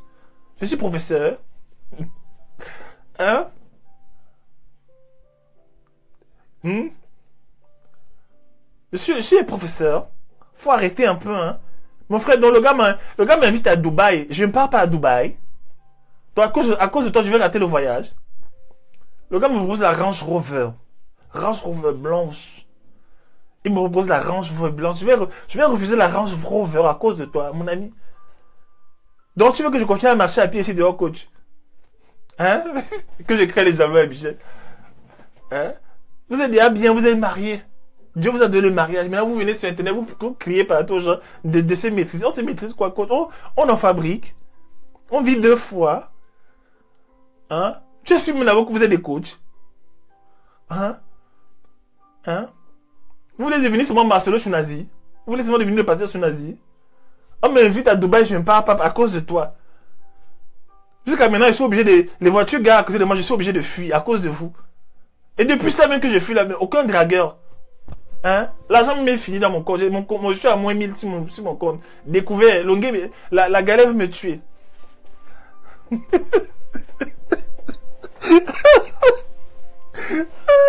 Hein? C'est là. Les photos. Hein? Toujours photos. Un petit gâteau, vous faites les photos. Petit anniversaire. Même l'anniversaire de Gloria, vous venez faire des bisous. Et nous? Hein? Et nous? Hein? Vous voyez pas que c'est trop dur? Ah, Seigneur, vraiment, l'affaire des relations aussi, il faut nous aider vraiment. On se préserve. On se préserve. Plus tu te préserves, plus les bons gars arrivent. Hein?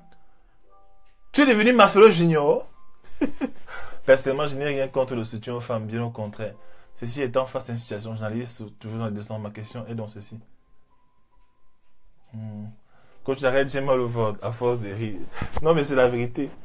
Tu es devenu Marcelo, tu l'as dit Junior. Dieu a appelé un seul Marcelo. Tu veux le remplacer? Tu peux porter son ministère? Faut se préserver. Faut se préserver. C'est préserver. Ouais. Donc c'est ça. Ça va aller. C'est vous qui nous forcez à faire des vidéos sur les relations. Maintenant, vous fuyez. Vous fuyez quoi? Pas fuir. Faut supporter.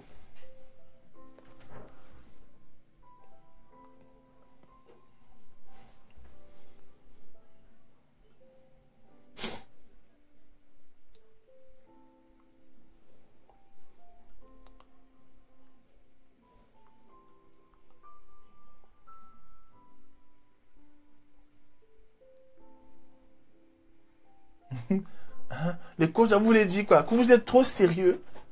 Hein? Vous êtes trop sérieux. Vous voulez dire que vous n'avez même pas des petits à côté. Vous n'avez même pas les petits à côté. Hein? Vous êtes des hommes dont vous voulez montrer que vous résistez trop. Que vous restez comme ça. N'importe quoi. En tout cas, c'était ce que je voulais vous dire aujourd'hui. Ça va aller.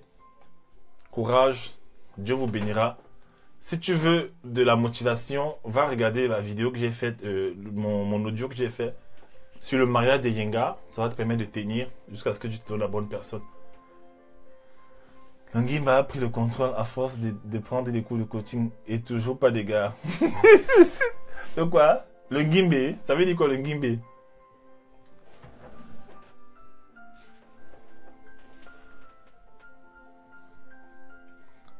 Parfait. Je vais prendre un peu parfait Ngan.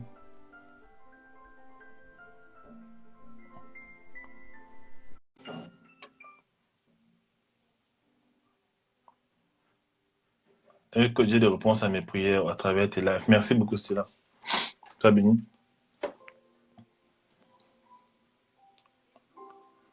Sois béni. Je vais prendre une personne qui va intervenir, je sais pas.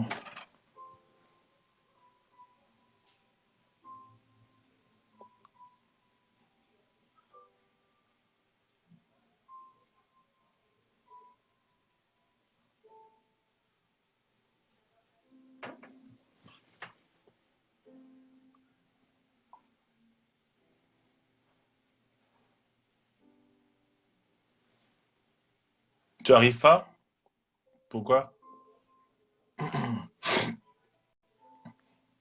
Bon, je vais prendre Lady.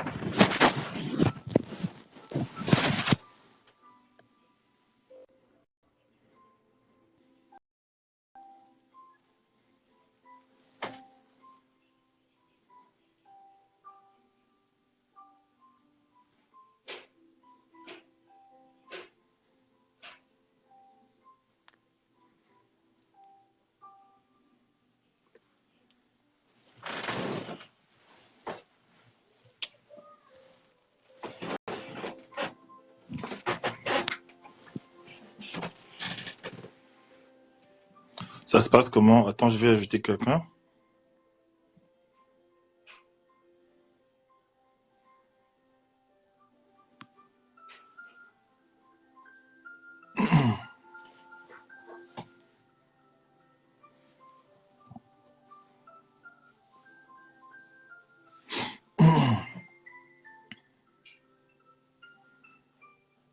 Ça, c'est la demande.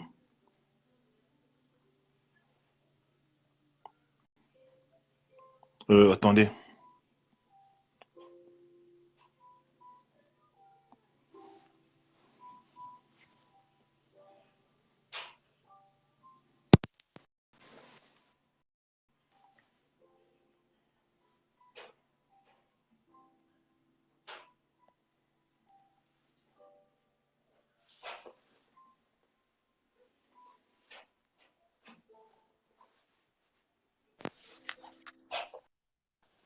Hello. Hello, Hey. je t'écoute.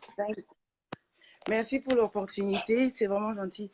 Je voulais juste dire, à nos sœurs qu'en fait, tout ce que le coach a dit est très important. Attendez 2 secondes. Je voulais juste dire à nos sœurs qu'en fait, je mets un peu de lumière. Tout ce que le coach a dit est très important. Attendez 2 secondes. Mélie, je vais te connecter tout à l'heure, Mélie, t'inquiète.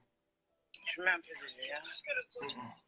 Voilà, donc je disais en fait que tout ce que le coach a dit est vrai. Il est important en fait de tester l'homme qui est devant vous. Même si vous avez prié, même si le Seigneur a dit oui, il est très important. Les petits signes en fait comptent. Les petits signes, ça peut être, je sais pas, peut-être la personne est très sensible. Quand vous lui parlez, c'est tout va au second degré. C'est vraiment des petites embrouilles peuvent être en fait des choses en fait qui éclatent du jour au lendemain et vous comprenez pas. Et en fait, souvent, posez la question à l'homme, demandez-vous, ok, demandez-lui, qu'est-ce qui se passe en fait? Comment était dans les blagues, hein, c'est pas franchement un interrogatoire ou quoi, mais dans les blagues, essayez de demander, alors c'était comment à la maison, des petits mots ici, par-ci, par-là, quand vous êtes au restaurant, quand vous êtes en fait dans une bonne entente, une bonne humeur.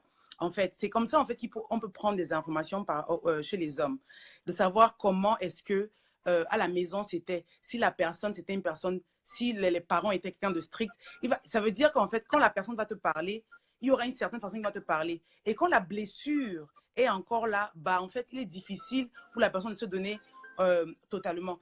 Et en ce qui concerne comment choisir le partenaire, bah en fait il faut d'abord que femme tu connaisses ta destinée. Le coach William en parle tout le temps. Il faut connaître ta destinée. Ta destinée, pourquoi? Parce que ta destinée va te permettre de savoir quel genre d'homme va venir dans ta vie et tu vas accepter. Ta destinée va te permettre de voir les choses que la personne même ne voit pas. Quand le Seigneur te dit que tu es il t'a montré quel genre de femme tu seras dans 5 ans, dans 10 ans. Souvent, le Seigneur montre.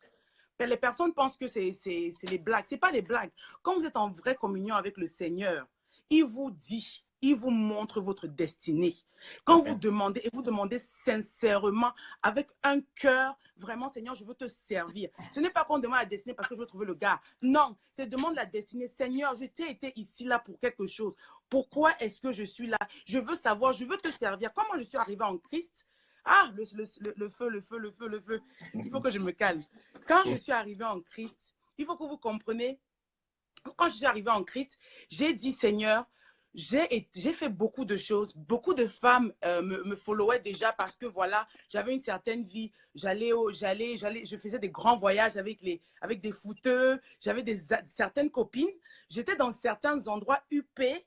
OK, donc il y avait des personnes qui voulaient ma vie. Et j'ai dit au Seigneur, maintenant que je suis en Christ, je veux que cette même lumière-là, moi, je puisse apporter ça pour ta gloire.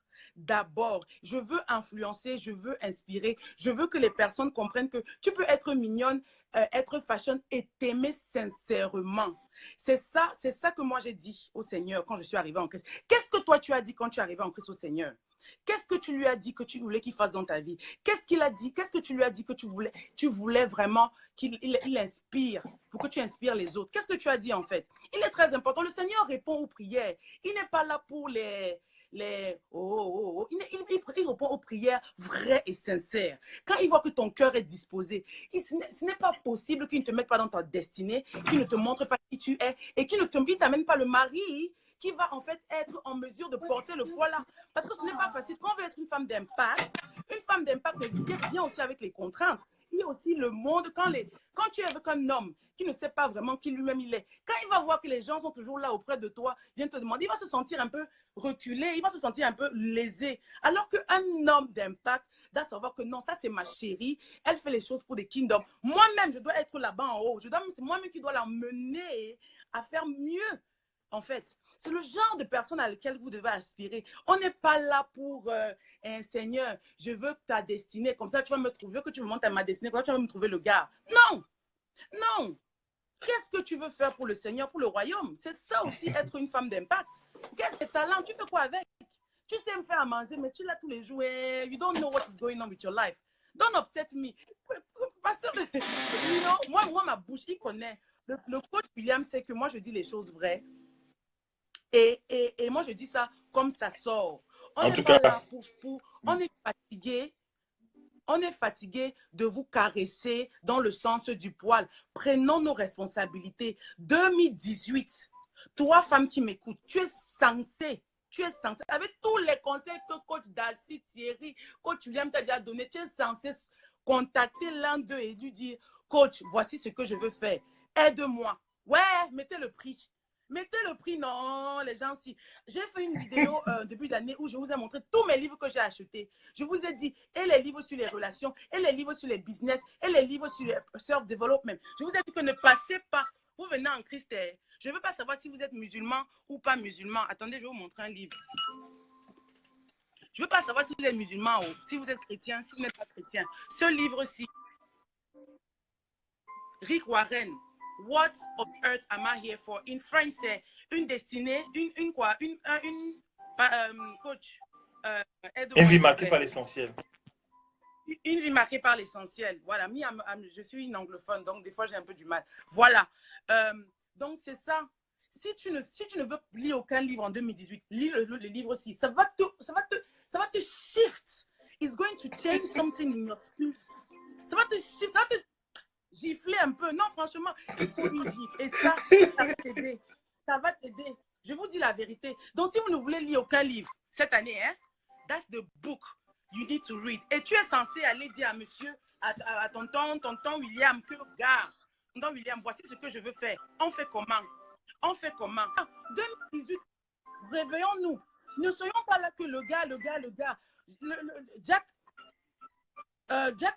Jack Mukasa, comment il s'appelle? Hein? Mukasa a fait une vidéo. Toi, la femme qui a inventé le frigo. C'était une femme, la personne qui a inventé le frigo. C'était une femme. Celle qui a inventé, c'était quoi d'autre qu'il a dit?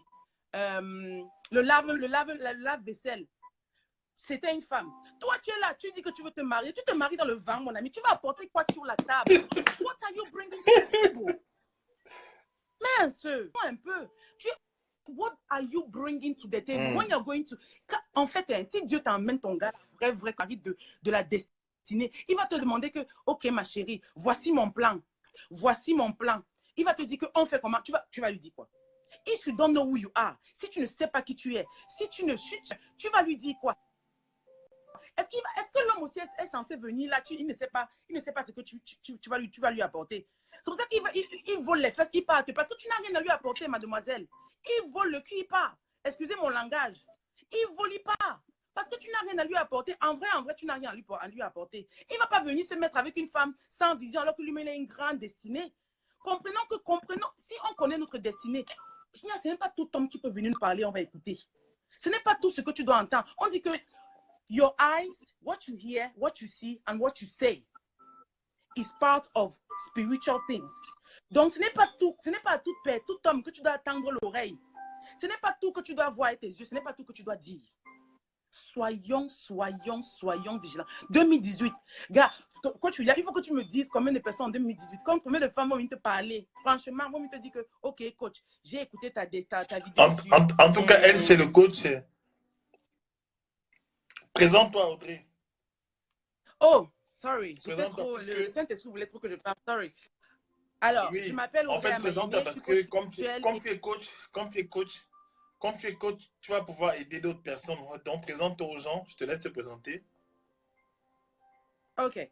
Je m'appelle Audrey Amayene. Je suis coach spirituel et encourager. Voilà, moi, je suis là pour motiver les femmes à entrer dans leur destinée, dans le sens où il faut qu'elles comprennent qui elles sont en Christ avant d'aspirer au mariage, avant d'aspirer à toutes choses dans la vie. Et moi, voilà, j'aide en fait à ce que tu comprennes que la communion avec le Saint-Esprit d'abord est la première des choses avant toute chose. Et que après tu rentres dans ta destinée et que tu saches quel genre de femme tu es. Beaucoup d'entre nous ne savons pas qui nous sommes et on veut entrer dans des relations, on veut même faire des business où on ne sait même pas qui on est. Si tu ne sais pas ce que le Seigneur a mis dans ta vie, tu vas marcher. En fait, tu vas marcher, tu vas tourner en rond. Donc voilà ce que moi je fais. Mon site arrive soit aujourd'hui, soit demain. Je vais le présenter et on pourra me contacter. Je vais mettre mes infos. Voilà, enchanté Mélie. Et le coach William, voilà, vous partagera ma page. Mais voilà ce que je fais. Et comme vous pouvez le voir, je ne passe pas par 4 chemins. Je dis les choses telles qu'elles sont. Voilà. Merci beaucoup Audrey pour ta magnifique intervention. Je vais passer la parole à Amélie et je crois que ce sera bon pour aujourd'hui. Ok, merci, au revoir. Au revoir tout le monde.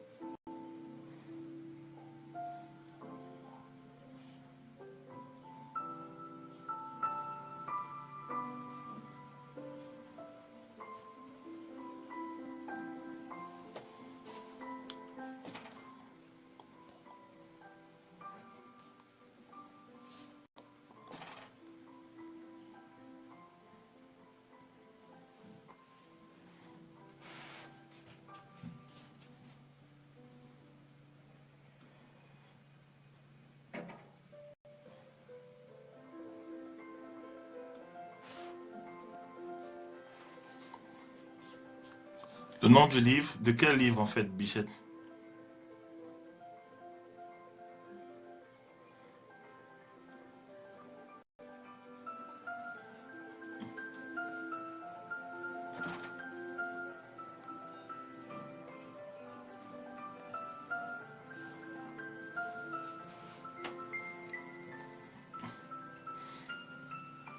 Mélie, je ne sais pas pourquoi ça ne passe pas chez toi, hein, c'est bizarre.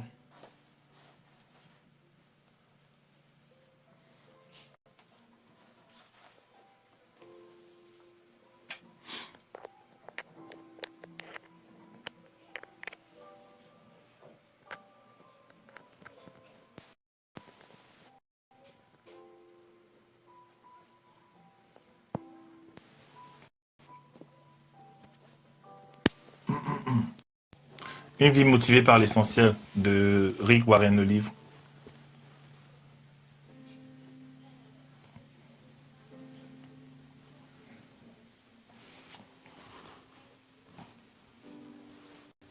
Mélie, je sais pas pourquoi ton téléphone dérange, hein. Pourtant, je...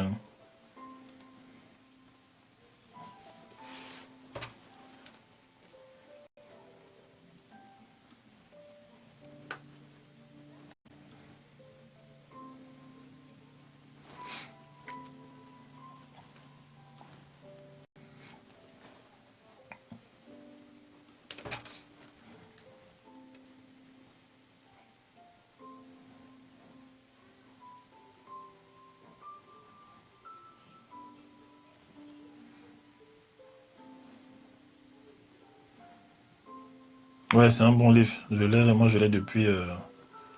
ça va faire 10 ans que je l'ai. 10 ans que je le trimballe.